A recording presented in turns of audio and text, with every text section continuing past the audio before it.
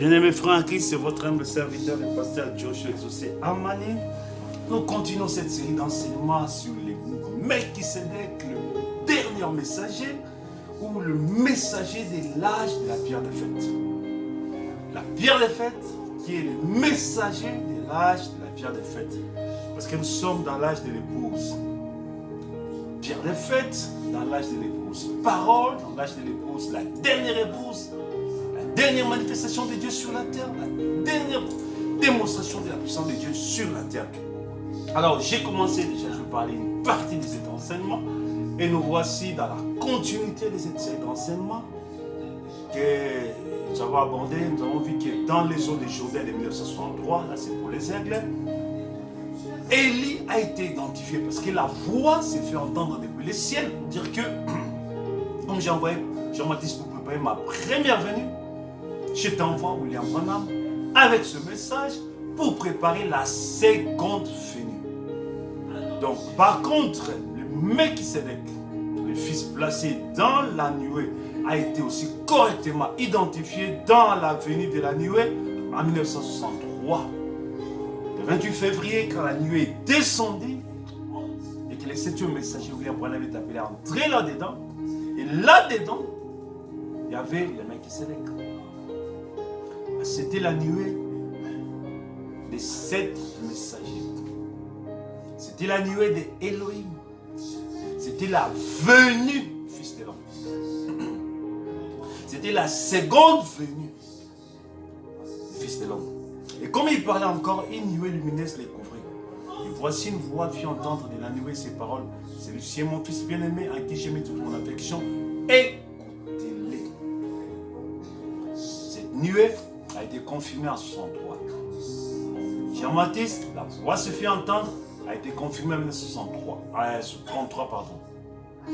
Donc, aujourd'hui, ce n'est plus le temps de prêcher comme si Élie n'était pas encore venu. Aujourd'hui, c'est l'âge de Melchisédek parce que William Branham est venu, il est parti. Mais Melchisédek est resté.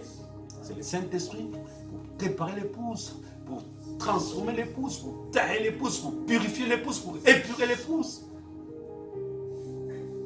Et pour passer l'épouse dans le feu de la fonte, afin que l'épouse puisse devenir l'épouse parole. On a mis la nuée de Matthieu 17, on voit le Fils de l'homme, la théophanie de Moïse et d'Élie.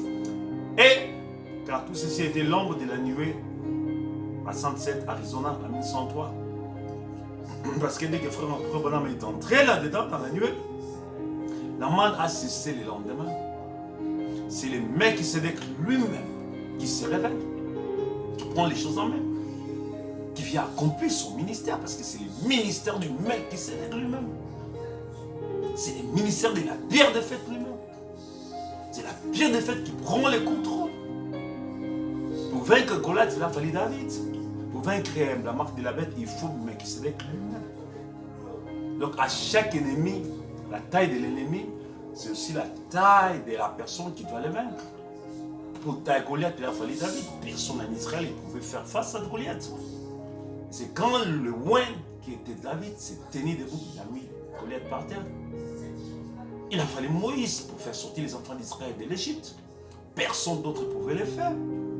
L'Égypte était l'armée la plus puissante. Pharaon était le plus puissant à l'époque. Il a fallu un loin de tuer Moïse qui s'élève. Et aujourd'hui, pour la marque de la bête, qui est la fausse théophanie du diable, qui sont les démons incarnés, il faut les mecs qui s'élèvent. Il était transfiguré devant elle, son visage resplendit comme le soleil, ses vêtements devinrent blancs comme la lumière. Et voici Moïse et Élie leur apparurent. S'entretenant avec lui, Pierre prenant la parole, dit à Jésus, Seigneur, il est bon que nous soyons ici. Si tu le fais, je dresserai ici 3 tentes, une pour toi, une pour Moïse, une pour Élie. Comme il parlait encore, une nuée lumineuse les couvrit, et voici une voix fit entendre de la nuée ces paroles. Celui-ci est mon fils bien-aimé, en qui j'ai mis toute mon affection, écoutez-les. Matthieu 16, versets 2 à 5. Les êtres célestes, théophaniques, Moïse et Élie, les fils de l'homme, Jésus-Christ, les êtres terrestres, Pierre, Jean et Jacques, et la voix qui a parlé dans la nuée. La même chose va se répéter en 1963 avec la nuée de l'Arizona. Il y a les êtres célestes, les 7 messagers. Il y a l'être terrestre qui entre là-bas, William Branham.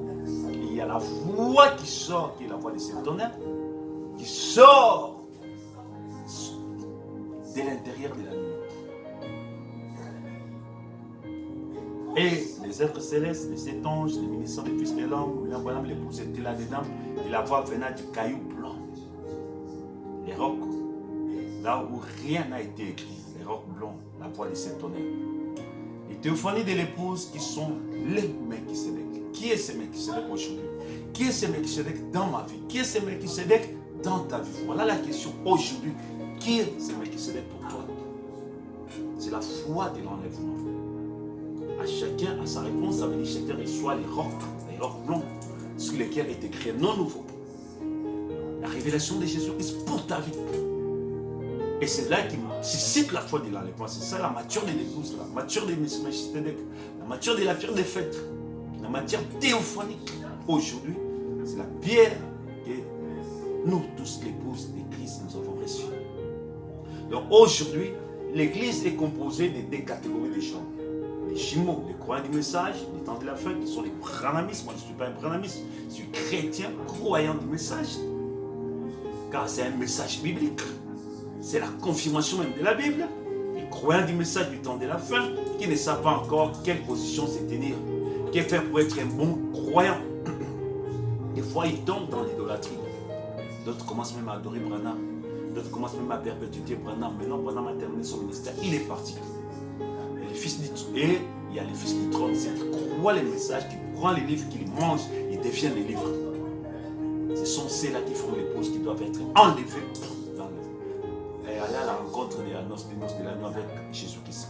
Les fils héritiers de toutes choses, les fils Elohim, les habitants de la nuée, les fils Melchisédek.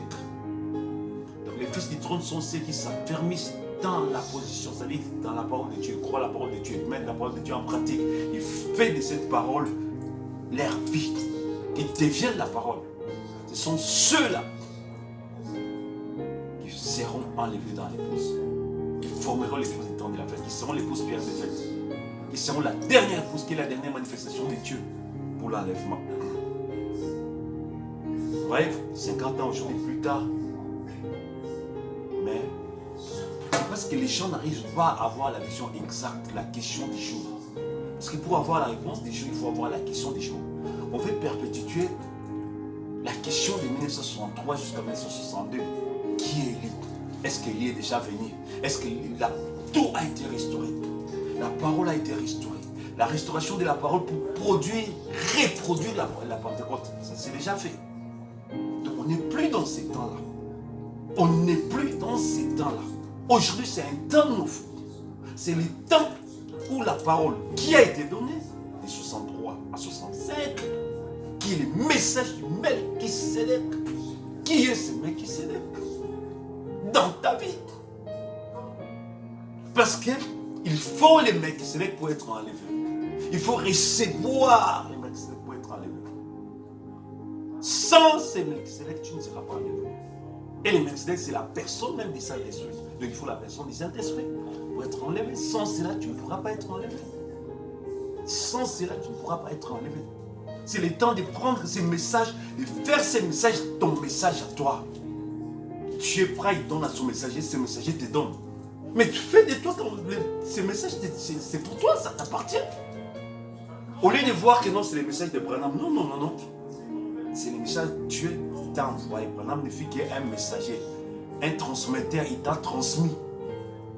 Il a fait fidèlement son travail.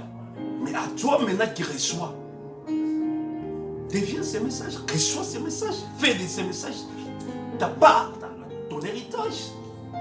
Fais de ces messages ta vie. C'est de ça dont nous parlons. Applique ces messages dans ta vie, marche avec les messages, confesse avec l'onction qui est sur ces messages, qui est le Melchisédek, que la pierre de fête puisse confirmer cette parole dans ta vie, puisse venir s'incarner dans ta vie. C'est ça les messages aujourd'hui que Dieu vous bénisse richement. Au nom de Jésus, fais sur la suite et la compléter ces messages. Amen. Tellement profond.